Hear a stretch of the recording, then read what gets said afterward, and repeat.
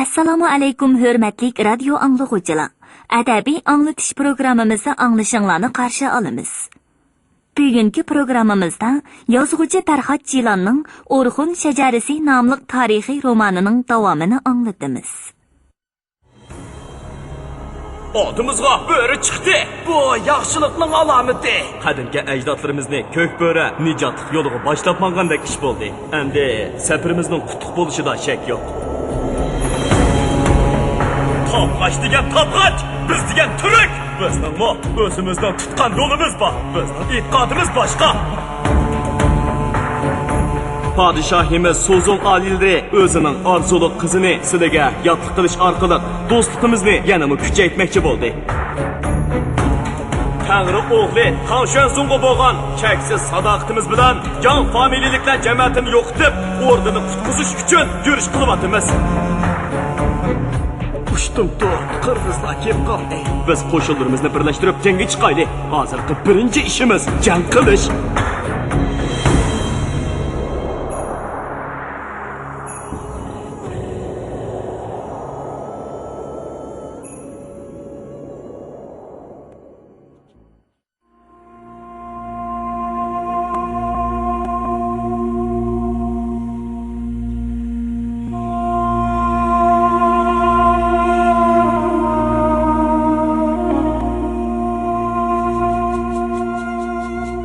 Qo'shinlarda ot yetishmaydigan ahvollari ko'rilishga boshladi. Bo'lgunchilik harakatlarda to'sib olg'ili bo'lmayotdi. Eng oldi bilan qirg'izlar bo'linib chiqib ketdi. Ondan tatabilar ayrilib chiqdi. Sharqda qitallar, g'arbda qarluqlar o'kdi qo'pqila turdi. Hozir faqat 9 o'g'izlarla bilan to'lislarla tavranmay turibdi. Biroq bularning o'z ichidagi oqsoqol amaldorlarning jangi jidallari ko'payib ketdi. Hamma odam o'zining gapini yo'rg'ilitib, hech kimning gapiga hech kim kirmaydigan qatmal vaziyat shakllanmoqda edi. Oydinlik ulug' munbish belgi qog'inning rasa beshi qotdi. Uning kechsi uyqusi kelmaydigan, kunduzi gelidan g'izo o'tmaydigan bo'lib ketdi. Dardman qolgan o'rdi ichidagi oromgohda hasratlik xiyollar bilan ig'irlashgan beshini tuvan silib tanho o'ltirardi. Ko'k bo'zdan ozodi yaktak kiygan ko'si mahram eshikni ovoylab echib kirdida qo'l qo'shtirib ma'lumot berdi. Buyuk qog'onimga ma'lum bo'lsinki, Pantigin to'ram qadam tashrif qildi. Kirsin. Bo'y basti kelishgan, turqidan jasurligi ko'rinib turadigan Pantigin qosiriqsimon po'lat savutini sharaqlatib kirdida, qog'on oldida bir tizig'i cho'kib, o'ng qo'lini ko'ksiga oldi. Kun tanrida bo'lmish, oydinlik ulug' munmish bilga qog'onim qut bo'lsin. Ha, qut bo'lsin Pantigin. Qani, o'tirgin. Ha, qandoq yangiliklar bor? Al ichida nima ishlar bo'lyapti? So'zlab bergin. Qog'on bilan Pantigin supi ustiga silingan iyiq terilarga chasa qurib o'ltirishdi. Qog'onning shu chaqdagi aptidan uning al ichidagi ishlarni o'z vaqtida bilib turishga naqadar taqozo bo'layotganligini pamlashga bo'ladi. Pantiginning turqisi yoqidan va so'zlagandagi talabbuzidan yoshirg'ili bo'lmaydigan g'azaba qaynab teshib turadi. Al bozildi. Qora bodon topdan chiqdi. Hammiyada bosh-boshdoqlik, tartibsizlik avjib ketdi. Tardoshbaglari boshqa urug'larga tegish qilib, chorva mollarni bulab, qarshilik ko'rsatganlarga tig' ko'tarib, bak haddidan eshib ketyapti. Bu vaqtga uchurni anglagandan keyin darhol qo'shin tortib, ularning yayloqlariga yurish qildim. Tardoshlar nasihatlarimga quloq solmay o'tdi qopdi. Jang bo'ldi. Ular mag'lub bo'lgandan keyin xalqdan bo'linib chiqib ketishga urinib qochdi. Men ularning baglarini o'ltirib, puhralarni qaytarib keldim. Yaxshi. Yaxshi qilibsan Pantigin. Shunday qilish kerak. To'g'ri, shunday qilish kerak. Buyuk qog'onim. Ahvolimiz kundan kunga o'sonlashyapti. Siz elning otisi. Qandoq qilishimiz kerak? Bundaq urib o'ltirivamay, unumlik tadbir qo'llang'aysiz. Keskin qaror chiqarg'aysiz.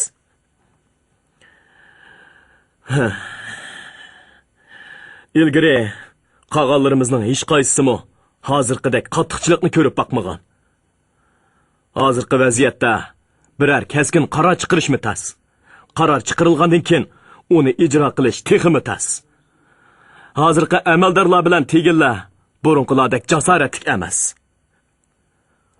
Qag'andan yarliq tushsa, peqir pontigan jonpidolik bilan ijro qilaman. Amsa mendan yarliq. Bugundan boshlab qora bodundan seliq yig'ilsin. Bu ishqa siz mas'ul bo'lg'aysiz. Bunda qilsaq bo'lmasmikin, buyuk qag'anim? Hozir yayloqlarimizda qahatchilik bo'layotidi. Qora bodunning seliq to'ligidek holi yo'q. Amsa qanday qilamiz? Orda xazinasi qo'riqtilib qoldi. Qo'shinda ot yetishmayotidi. Qiyinchiliklarni bir-birlab so'zlab o'ltirmasammi o'zingiz bilasiz-ku. Jasoratli pontigan Yiroqni yaqin qiladigan savdogarlarmi bu nasbasqan yayloqlarga kelmaydigan bo'lib ketdi. Shundaqdimi seliq yig'ishqi bo'lmaydi. Ams qanday qilamiz? Orda ahli och qilyotidi. Chorvachilarda chorva yo'q, dehqonlarda ochliq yo'q. Ular qanday qiladi? Xat to'xtab turgandan kech munofiq. Dal shu chaqda oq ipak ko'nglik kiygan, ko'ptirib yasalgan qop-qora quyuq sochlariga oltin zig'chalar qadalgan, taxminan 35 yoshlar chamizidagi topg'ach ayol ansirgan holatda eshikdan oltirab kirib keldi. Nima bo'ldi, buyuk qag'anim? Tayxi qatun. U o'zining amroq ayolini ko'rib ochchig'ini besib olgan bo'lsa-mu, yana ko'ngli parishon holatda gap qilmay beshini sangalatdi va asta keyniga burilib, qayta supuga chiqib o'ltirdi. Asli kelib chiqishi tong sulolasi qo'nchoylaridan bo'lib, Uyg'ur qag'anga yotliq qilingandan keyin qotun degan sifat bilan o'lg'langan Sohib Jamol Tong Tayxi har doimgidek alohida siliq nazokat bilan asta kelib qag'anning yeniga o'ltirdi. Buyuk qag'anim, bu yerdan ketayli, ko'chib ketayli. Qag'an g'am bosgan ko'zlari bilan uningga tikilib qaradi. U har doim topg'ishlachi go'zalligini o'ziga mujassamlagan Tayxi xotunning oq suzuk yuziga, qop-qora qiyg'osh ko'zlariga qarag'anida yurak bag'riga go'yoki yiqimliq tuyg'ular illiq iqim bo'lib quyilib-otgandek muloyimlashib qoladi. Uning xuddi erkilgan mushukdek o'ziga yumshaqqina surkilib turib qilgan gaplarini qancha anglasimi zerikmaydi. Nega ketamiz Tayxi? Nega ketalaymiz? Mening yurtimga ketayli. Buyuk qag'anim, buyuk tong davlatining o'rtasi bizni qarshi oladi. Men qag'an tursam, bu yayloqni tashlab, o'z xalqimni tashlab, nagimi bora olayman? Ha? Daimliqqa emas, vaqtincha ketib turayli. Chang'anga yoki Loyanga berib bir mazgil turayli. Bu yerdagi ahvol yaxshilangandan keyin yana qaytib kelsak bo'ladi-ku. Bo'lmaydi. Hargiz bo'lmaydi. Amsi qanday qilamiz, buyuk qag'anim? Orda ichidami yemeklikning tayini qolmayotdi. Hamma yerda kasal tarqalib ketyotdi. O'zingiz bilasiz, teg'i yaqindala mening ishga dedigim kasal yuqtirib olib o'lib ketdi. Bizgimi kasal yuqmay qolami? Ordaga atoqliq amchilarni chaqirtamiz. Sirtdan keladigan odamlarni kirgizmaymiz. Shamallarga peri o'ynatib, jin alvostlarni qo'g'laymiz. Ot to'gilarni bo'g'izlab, muqaddas ruhlardan madad tilaymiz. Ibodatxonaga berib, tova duolarni o'qib, Tangri mani burxonga tivinib, azru Tangridan, olamni yaratquchi 5 Tangridan osonlik tilaymiz. Hamisha mushundaq gaplarni qilasiz. Mani xaylagimi agizsiz, shamollarg'imi ishonasiz. Ularning sodiq qaysisining yo'li to'g'ri? Bas! Bundaq ishlar bilan sening qaring bo'lmasin. Bu degan bizning o'rib odatimiz. Xolisan sen bu kunzi, mingzining kitoblarini o'qib o'ltirayva. Әмсі yemeklik meselesini qanday qilamiz? Bu mu senin başka turduğun işin emas? Yemeklik tepilidi. Tayg'il qotun xuddi yumshoq mushukdek supidan silqqina siyrilib tushdi va yana qog'inni yolg'iz qoldirib chiqib ketdi. Oydinlik ulug' munmish belga qog'in atsi atigan turib ibodatxonaga bordi va mo'min monixaylarga xos ixlosmandlik bilan duo tilovat qildi. Bosh ruhoniy vas etib bir talay so'zladi. Adamlarda insof qolmadi. Odamlar Tangri Mani Burxonning mangu yo'ruq ta'limotlariga amal qilmayotidi. Ular vahshiylik qilib, o'zaro urushyotidi. Bir-birini o'ltirayotidi. Jonliqlarning Tangri bergan jonlariga zomin bo'lib, qon to'kib go'sht yeyotidi. Shahar va yayloqlarimiz gunohga to'lib ketdi. Shunga yo'ruq tangrilarning g'azbi keldi. Tangrilar gunohkorlarni jazolash uchun beshimizga baloyi ofat yog'dirayotidi. Ey kun tangrida bo'lmish, oydinlik ulug' munmish belga qolgan. Siz odamlarning ulug'i. Siz bu elning otisi. Siz gunohkorlarni jazolang. Butun bodunni adab, ardam va insofga boshlang. Shu chog'dalar tangrilar bizni qo'rqinchli baloyi ofatlardan saqlab qoladi. Azro tangri sizga ziyoda kuch bersin. Bosh ruhoniyning vas etishi teha oyoqlashmay turibla ibodatxona sirtidan ot tuyoqlarining do'pirlashlari anglandi. 4-bob. Ofat ustiga parakandichilik. Ibodatxona ichiga parqiroq tovartun kiygan xomsemiz bir odam imkon qadar tezroq minishga tirishib, xirildab, pushildab kirib keldi. Oxirgi kunlardan beri kech-kunduz dakki-duki ichida yurishga ko'nib ketgan oydinlik ulug' munbish belga qolgan, yana nima bo'lgando degan savol ma'nosi aniq ifodalanib turgan oyonchliq ko'zlari bilan bu yangi kirgan kishining hayajonlanishidan qizirib ketgan atlik yuziga tikilib qarab qoldi. Taqir bosh, oq libosliq bosh ruhoniy salobitini buzmasdan uzun oq soqolini osta silab qo'ydi hamda yangi kirgan kishiga murojaat qildi. Marhaba, ulug' buyruq, kulik bog'a tarqan. Ibodat qilish uchun kelgan bo'lsangiz, yukinib o'ltirg'aysiz. Kulik bog'a tarqan ismli bu kishi haqiqatan oydinlik ulug' munbish belga qolganning bosh vaziri, ya'ni ulug' buyruq edi. Yo'qsa, hurmatlik bosh ruhoniy, bugun ibodat qilishga cho'lam tegmaydi. Muhim ishim chiqib qoldi. Nima ish? Buyuk qolganim, sirtga chiqayli. Oydinlik belga qolgan bosh ruhoniy bilan xo'shishishni unutib, o'ltirgan yeridan irg'inib turdi-da, sirtga chiqdi. Yayloqdagi bir muncha urug' qabilalar o'zaro urushib ketibdi.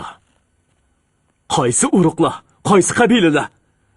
Men mo texi ujur-bujurni bilib ketgidak bo'lmadim. Bu xabarni texi bayla chaparmandan angladim. Ishqilib, Qarabalg'asun begi qo'shin tartib, bosh-boshdoqlik qilayotgani aniq. Qarabalg'asun begi? Shundaq buyuk qolganim. Heliqi, men bilan ismdosh bo'lsimi, hamisha peqir bilan tut tepishib yuradigan qapqi yaman, payli buzuq begcho. Kulik begmi? Shundaq buyuk qolganim, dal shu, kulik beg. Chatoq bo'pti. Yuring, o'rdaga qaytaylik. Ular darhol otlarga minib, mahram va qo'riqchilarning hamrohligida shahar markazidagi tosh qal'aga qaytib kelishdi. Kulikbek, bu atrofdagi beglarning kattasi. Kulikbek chatoq chiqarsa, ish cho'ngib ketadi. Siz darhol qo'l ostingizdagi qo'shinni boshlab, parakandichilikni to'xtating. Kulikbek bilan ko'rishing. Uningga mening yorliqimni yetkazing. Bosh ustiga buyuk qolganim. Ulug' buyruq kulik bog'a tarqan o'ziga ismdosh bo'lgan kulikbagni bak o'sh ko'ratdi. u ulug' buyruq mansibiga erishgandan keyin yiroq yaqindagi barliq bay va mo'tivarlar uningga to'vanchilik bilan bosh egib ta'zim qilishadigan bo'ldi. Faqat mushu kulik baylar o'zini cho'ng tutib, kulik bog'a tarqanga yelinmay, xuddi buyruqlar bilan, hatto o'rdi bilan mukari yo'qdek yuradi. Kulik bog'a tarqan boshqalarning o'ziga yaxshi ko'rinish uchun turli qiliqlarni chiqarib, parvonadek cho'rgilab yurganini ko'rganda, o'zini haqiqiy qudratlik huquqdordek his qilib, dili yo'rib ketadi. U boshqalarning o'zidan qo'rqib, cho'chib turishini xohlaydi-ki, qog'in va buyruqlardan boshqa har qanday bandining o'zi bilan barobarlik asosidagi muomalada bo'lishini hargiz yoqtirmaydi. Shuning uchunmi Kulik bagning ortiqcha takallufsiz muomalasi uning diliga qattiq tegadi. Xap to'xtab tur. Senimi o'ngda qo'yadigan kunlar kelib qola. Deb o'ylaydi ulug' buyruq. U hamon bu qabiqi yomon bakka o'z hayvasini ko'rsatib qo'yish uchun fursat va bahona izlaydi. Mana, oxiri fursat keldi. Bahona tepildi. Kulik bay o'z atrofidagi boshqa baylar bilan chiqisholmay urush qo'zg'adi. Oydinlik ulug' munmish belga qolgan bu majrani tinchitish vazifasini Kulik bog'a Tarqonga topshirdi. Endi ashu hakavur Kulik bayning nuqlisini oladigan payt keldi. Har qancha boy bo'lsangmi, har qancha yomon bo'lsangmi, qolganga tankilalmaysan, ahmoq bay. Ayni shundoq ilhom baxsh xiyollar bilan ruhlanib, ma'naviy kuch to'plagan ulug' buyruq Kulik bog'a Tarqon 10 ming otliq askarni boshlab yurishga otlandi. Urush bo'layotgan joyga yaqinlashgan sari qochqinlar ko'plab uchrashga boshladi. Echirqab o'ruqlab ketgan. Usti-beshi jul-jul bo'lib, abdidan namratlik va bechoralik yig'ib turgan yosh qiri, ayol, ushshaq bolalar horiviliq, otliq va piyoda bo'lishib to'p-to'pi bilan ko'shmakda edi. Kulik bog'a Tarqon ulardan so'raydi. Nima odamsizlar? Nega ketyapsizlar? Ha? Hamma yerda urush bo'layotdi. Jon beqishga amalsiz qoldik. Tirikchilik qilg'ili bo'lg'idak yerni izlab mangdiq. Deyishatida yo'lini davomlashtiradi. Kulik bog'a Tarqon shu urush bo'layotgan yerlarni ko'zlab, qo'shinni tez surat bilan boshlab, to'xtamay ilgirladi. Qo'shinning oldi tarafidan suratlanib yotgan qat-qat edirlar orasidan 20-30 dak charlug'uchi otlarni uchqandek choptirib chiqib keldi-da, o'sha edirlikning u tarafida jang bo'layotganligini xabar qildi. Kulik bog'a Tarqon etiga qamchi urdi. Darvaqa ufqqa taqashgan keng dalada go'yoki do'zax o'ti qaynamoqda. Minglagan chavandozlar ikki sapdan bir-biriga etilib, dahshatli qilishvozlikqa tushib ketgan edi. Kulik bog'a Tarqon egiz to'pilikda etini to'xtatib, bir asnogacha jang manzirasini ko'zitib turdi. Uning yonida turgan Sang'un bir qo'li bilan jang maydonini ko'rsatib dedi. Kun chiqish tarafdan kelayotganlar Kulik bagning odamlari ekan. Shundoq. Darhol qo'shin tortib urushni to'xtataylik. Ulug' buyruq birdan sukut qilgandan keyin beshini asta chayqadi. Yo'q, ular yana urush baqsin. Nemishqa? Biz bu yerga urushni to'xtatish uchun keldik-ku. Kulik bog'a Tarqon qopqini turib un chiqmadi. U Kulik bag qo'shinining ko'prak talofat tortishini, mumkin bo'lsa butunlay tarmar bo'lishini kutadi. Lekin uzoq o'tmay ahvol uning orzusining aksicha bo'lib o'zgarishga boshladi. Kulik bagning qo'shini tadrijiy ustunlikni egalladi. Qarshi tarafning saplari yemirilib, ot va odamlari kayni-kaynidan qirilib yiqilg'ili turdi. Endi to'pilikda tomosha ko'rib turgan Kulik bog'a Tarqonning chiroyi jiddiylashdi. Qo'shinni otlantiring, urushni to'xtataylik. Shuning bilan ordu baliqdan kelgan qo'shin to'pilikdan tezlikda yamarab tushib, jang maydoniga bosib kirdi. Savut va do'pilg'i kiyib, qovul qora org'amoqqa mingan Sang'un qilichini egiz ko'tarib, yangroq ovozda varqiradi. Qog'andan buyruq! Jang to'xtasin! Her iki tarafning jangda ko'zlari qisirib, chiroylari dahshat tuptus olgan chavandozlari otlarning tizginlarini tortishdi. Hayal o'tmay jang to'xtadi. Ordu baliqdan kelgan songun yana varqaradi. Qag'andan buyruq! O'z bargohinglarga qaytinglar!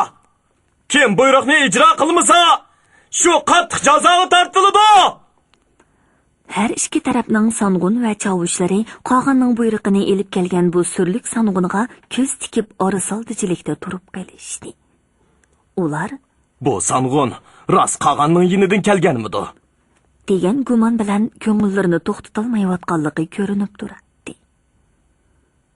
Va holanki, har ikki saptikilar ichidagi bir qism kishilar bu surlik songunning yenida yaltiroq tovar to'nig'i purkangan holda oq arg'moqda gidiyib o'ltirgan kulik bog'a tarqanni to'nadi.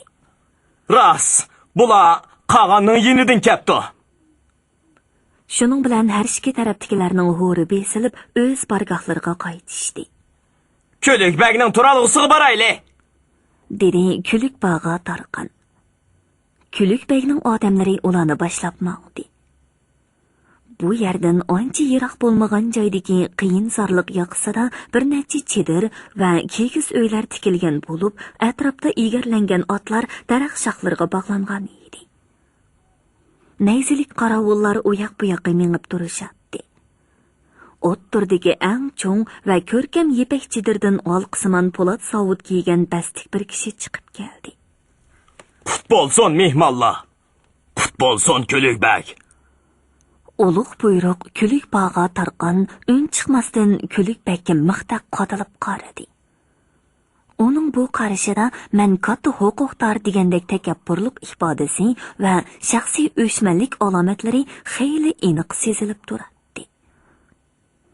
U o'zining oldida maydasini kerib turgan kulikbagning to'lqinsimon budirlishib kang yelkalariga chechilib tushgan uzun qo'ng'ir chachlariga, qisqa qirqilgan quyuq soqol burutiga, bo'libmi uning oshu qo'rqimsiz qari ko'zlariga qaragan seri chudoni o'rladi. Buning yo'g'onchiligini qara. O'rdadan kelgan mendak bir ulug' buyruqning oldida qilchi yiqmasdan gidiyib turishini xat to'xtatdi. Marhamat. Hammaylar chidiri ichiga kirib, gilam ustiga silingan qoplan tulki terilarga o'ltirishdi. Kulik bog'a tarqan o'zining huquqini ko'rsatib, bu manmanchi bagning haybasini sundirish maqsadida gapni Udul qog'onning saltanatlik nomidan boshladi. Kun tangrida bo'lmish, oydinlik, ulug' munmish belga qag'an sizga yarliq tushirdi. Yaxshi gap. Qag'anning buyruq tushirish huquqi bor. Mana yarliq. Kulikbag yuqoridan tövanga qaratib, so'g'di yeziqida putilgan yarliqni elib, mundaqli bir qarab qo'ydi-da, oldiga qo'yib qo'ydi. Men o'zimizning turk yeziqini bilaman. Mani xaylaning so'g'di yeziqini teg'i o'rganmadim. Qag'anning yarliqiga bundaq mansitmaslik bilan javob qilish ig'ir gunoh kulikbag. Qag'an sizning yana urush qo'zg'ab, mundaq parakentchilik silishingizni chekladi. Darhol qag'anning huzuriga daxil bo'lib, gunohingizga tavba qilgaysiz. Kulik bog'a tarqan. Siz oydinlik qag'anga yetkizib qo'ying. Hozir men bak oldirash. Ordun baliqqa safar qilishga vaqtim yetmaydi. Ishlarim bitganda cho'qim ordiga kirib, qag'an bilan yuzma-yuz turib so'zlashaman. Hozircha oldirmay tursin. Qag'anga hurmatsizlik qilyapsiz kulikbag. Ardam qoidamizni unutib qolmang. Qag'anga hurmatsizlik qilish isyondan derak beradi. Siz hatto buyuk qag'onimizning muborak nomini ataganda, uning ulug' belga degan sifatlarini tilga olmadingiz. Bu gunoh, eng og'ir gunoh. Ishik oldida turgan ishga qarovul bu g'azabli qattiq ovozni anglab, qilichlarining dastlarini jing tutishgan holda yugurib kirishdi. Kulikbag tamkinlik bilan ularga qo'l ishorati qildi. Hech yo'q, chiqib ketinglar. Menda gunoh yo'q. Men urush qo'zg'amadim. Boshqalar tig'i ko'tarib kelib, mening yayloqlarimni besavasa, yilqillarimni bulab kelsa, men qo'l qovushtirib turmanmi? ha? Hamma yerda kishilar adab, ardam deganni unutib ketdi. Tartib intizom bozildi. Kasal tarqilib, odamlar o'lyotidi. Qahatchilikda, jon qayg'usida qolgan odamlar ayni quturgan hayvonga o'xshab qoldi. Lekin bizning qolganimiz nima qilyotidi? Elni qo'dab, tartib o'rnatib, xalqning ishlarini to'g'ri yo'lga selish uchun u nima qildi? Qolgan elni tuzash uchun hech qanday ish qilmadi. Hech qanday unumli tadbir qo'llanmadi. Qolgan qobil bo'lmasa, elning kuni tez bo'ladi ekan. Siz qolganga bo'ysunmayman demoqchimi? Men faqat qolgan elning g'imini yeyish kerak demoqchiman. Bo'ldi Esamg'on, biz qaytaylik. Qo'shinni otlantirib, uning adibini beraylik. Yo'q, hozir bo'lmaydi. Endi tezroq qaytib, ahvolni qolganga ma'lum qilaylik. Xat to'xtab tur, Kulikbek. Xat to'xtab tur. 5-bob. Buyuk qolgan buyuk emas. Tapar bo'yi bilan o'g'li Basan qara arbaga o'ltirib, bo'lg'usi qudisi Tükal bo'g'ining uyiga keldi. Ular kiygi silingan supiga chiqib o'ltirib, tinch amonlik so'rashgandan keyin Tapar bo'y so'z ochdi. Gapimga quloq solgan Tükal bo'g'a. Yangi uymo bitdi. Ko'chibmo kirib oldik. Endi Aytuzun qizimni o'rib odatimiz bo'yicha rozi-rizolik bilan to'y qilib akirib olsaqli bo'ladi. Rozilik bergan Tükal bo'g'a. Bu ishni yana keyniga so'zmayli. Tükal bo'g'a taqir beshini sangilatib, bir asnogacha ön chiqmasdan pushuldab o'ltirib ketdi. Ondan rangi o'ngib ketgan ko'kbuz ko'ngligining yoqisini yanama kangraq echib etib, tuklik maydasini qashlab qo'ydi. Menmo bu ishga rozi bo'lib turibman-ku, Tapar bo'vay. Mening deydig'inim, bu yerdan ketaylik. Suya alvak, o'rmonga yaqin biror joyga berib, hech bo'lmaganda beliq tutib, ovchilik qilib bo'lsa-mo, bir mazgil jon beqib turaylik. Jahon o'ngshalganda yana qaytib kelmaymizmi? Bu yerda yo etizdan hosil chiqmasa, yo urush parakandichiligidan xotirjam bo'lolmasak. Hey, bu shaharda ochliqdan, kasaldan o'lib ketayotganlar ozmi? Bir asnogacha ig'ir jimjitlik hukm surdi. Tapar bo'vay tartib beshini lang'ishitib qo'ydi. Basan qara qandoqdir bir belgisiz nuqtaga tikilganicha medirlamay o'ltirib ketdi. Mening ko'nglimni tushuninglar, qarindoshlar. Sizlarga hunarvan haq, qo'l elikinglarda bor. Lekin menga o'xshash tarixchilarning kuni tas bo'ldi. Daryo iqilla qurib ketdi. Ya osmondan bir tomchi yomg'ir tushmasa, hay. Quda bo'lgandan keyin boni tang ko'mamdoq Tükal bo'g'a. Ma'qulamsa, boshda to'yni qilaylik. Ondan sizlar o'tamish bilan billa toq chiqib, bir mazgil turib kelasizlar. Men bu yerda shogirdlarim bilan tirikchilik qilib turay. Qandoq? Tükal bo'g'a endi rozi bo'lganligini ifodalab, taqir beshini irg'itib qo'ydi. Dal shu chaqda tashqaridan ot tuyoqlarining do'pirlashlari va bir muncha kishilarning qalaymaqan ovozlari anglandi. Uch suhbatdosh bir-biriga qarshib qoldi-da, darhol o'rinlaridan qo'pib tashqariga chiqishdi. Yanlarga qilich, xanjar osqan 5-6 chavandoz otlarini yo'rg'ilitib, ularning oldidan o'tib ketdi va ko'chaning u beshidagi kangri maydonda to'xtadi. Uylardan chiqqan bir to'p yosh qeri, hatto bir qism ayollar va ushshaq bolalar varang-churung qilishib, chavandozlarning keynidan agashdi. Tapar bo'vay boshliq uchaylanmu to'pga qo'shilib, yiliqi chavandozlar to'xtagan joyga bordi. Nemish bo'lganda? Bu o'rdining odamlari-ku. Qag'anning uqtirishi bag'ishimamda. Hasharga boradigan ishmi ya? Yoki seliq yig'digan ishmi-du? Chavandozlar ichidagi o'ynaqlab turgan qora arg'amoqqa mingan biraylan etini devitib oldiga o'tdi va o'ng qo'lini egiz ko'tarib varqiradi. Ey xaloyiq! Ağlanlar! Ağlamadım deymanglar! Qag'anning buyrug'ini yetkizaman! Basan qara bu chakarcha chavandozni tunib oldi va kishilar orasidan qisilib o'tib xitob qildi. Ey, barman 105'i! Salametmisan? Qag'anning qandoq buyrug'ini ep kelding? Quloqqa yoqqida gap bormi? Barman 105 kelishgan qiron kishi edi. Uzun qo'ng'ir chochlari salkin shamolda uchib o'ynab turardi. Qisqa qirqilgan bo'rati va ching yemirilgan qari qoshlari uning oftobda ko'ygan yuziga alohida bir xil bahodirlik tusini berib turardi. U o'ng yondan izmalangan oq bo'z ko'ngligining belidan kang tasma kamar bog'lab qilish asqan edi. Uning g'oz bo'yin qora org'imiqimi, ko'kulisi va yoli tekshi qirqilgan chiroyli beshini silkib purqib, yerni tepib, egisining so'latiga so'lat qo'shib turardi. Ha, birodar, senmi chiqibsan-da? Qag'anning buyrug'ini yetkizaman. Sening qulog'ingga yoqamdi, yoqmamdi buni bilmayman. Lekin qag'anning buyrug'iga amal qilmoqlik har bir puhroning majburiyati. Hey, Azimat! Qani, gapingni qil. Qag'anning qandoq buyrug'i bor? Qag'anning buyrug'i ot minib qilish tutalaydiganligi erkaklar atiganda jangovar holatda o'rda oldidagi maydonga yig'ilib taq bo'linglar. Urush bo'ldi.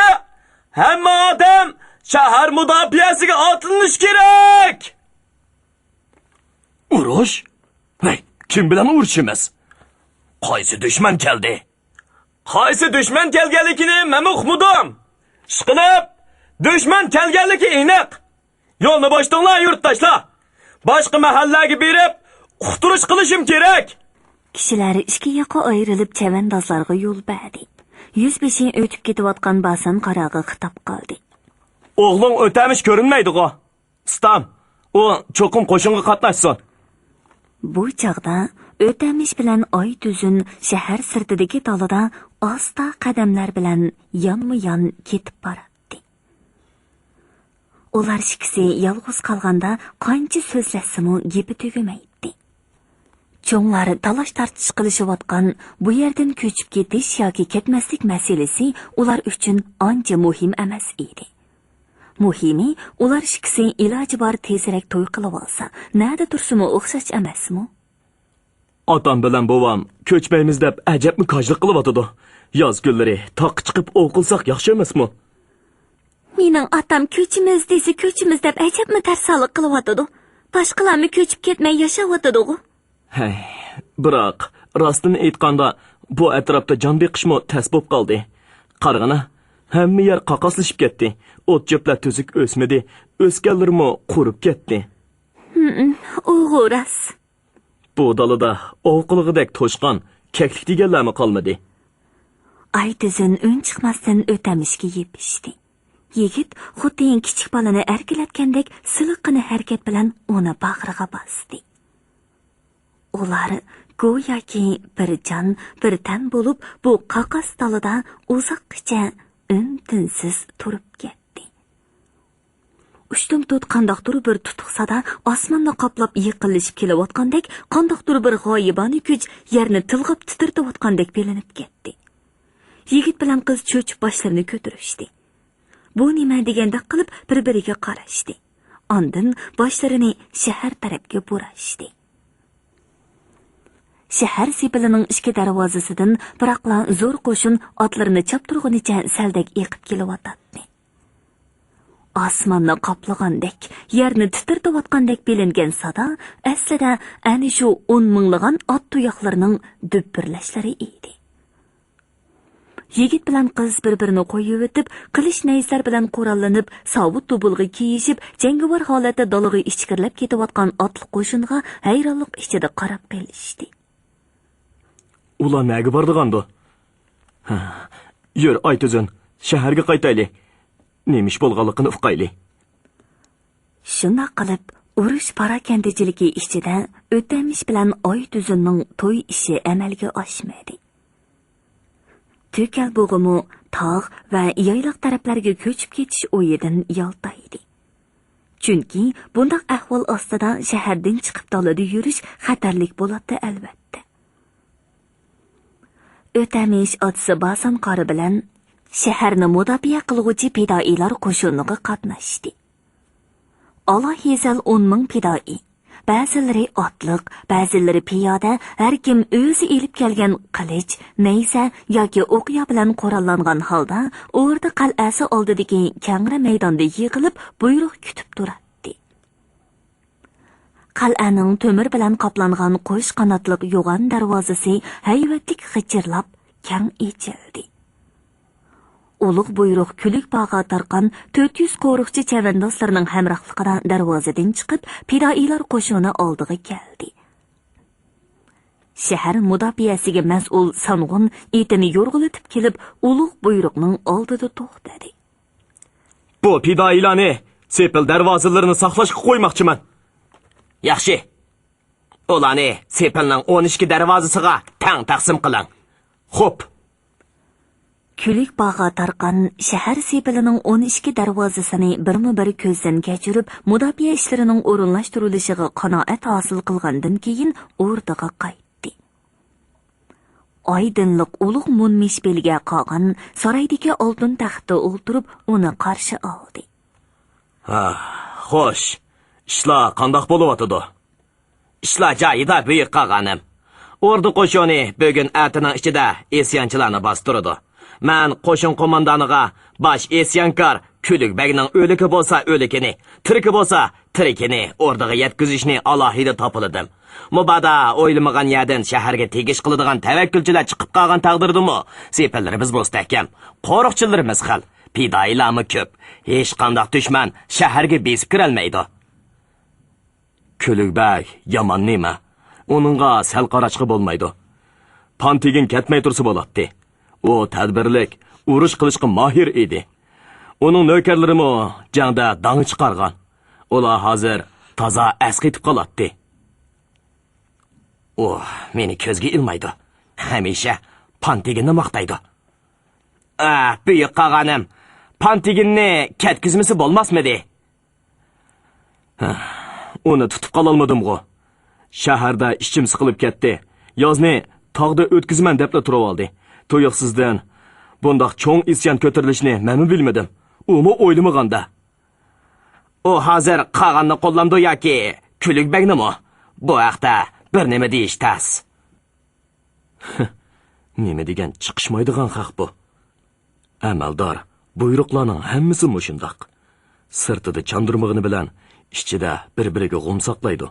Bir-biriga ostiritdan o'rik olishidi. Texi haddidan ishib, mana endi o'rdig'imi, qog'ong'imi o'kti qo'pidiganlar chiqyotidi. Kim biladi? Bularning qaysilari yana qandoq o'yinlarni ko'rsatdi texi. Bo'ldi.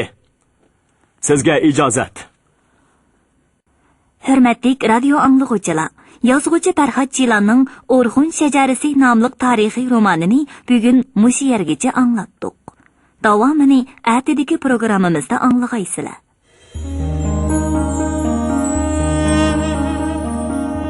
Askarlarni yigʼ, yo'lga chiqaylik. Nega boramiz? Yensay vodisiga, qirg'izlar tarafga boramiz. Barman 105ni chaqiringlar. Barman 105. Darhol jangchilaring bilan otlanib, Boybaliq shahridan yordamchi qo'shinni boshlab kel. Biz barliq xon jamoatiga ham ko'pchilik bag to'rlarga vakolatan haqiqiy qonunli qog'onni